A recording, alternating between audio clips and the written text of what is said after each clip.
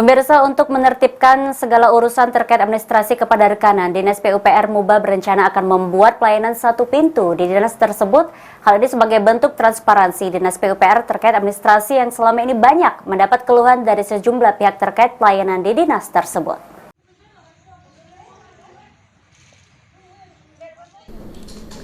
Untuk menertibkan administrasi dan pelayanan kepada rekanan, Dinas PUPR Musi Banyuasin akan membuat pelayanan satu pintu yang akan diletakkan di pintu masuk gedung dinas.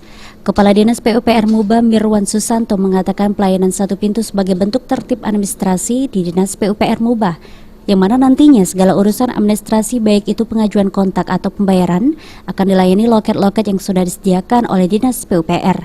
Sehingga tidak ada lagi rekanan langsung masuk ke dalam ruangan dinas untuk menyelesaikan urusannya.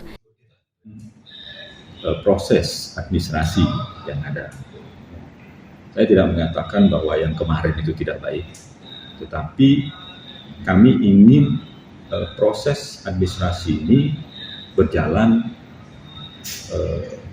sesuai dengan ketentuan yang berlaku dan ya tidak ada lagi beban kepada pihak ketiga.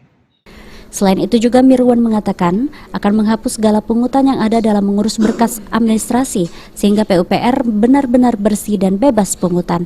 Rozi Iskandar, PAL TV.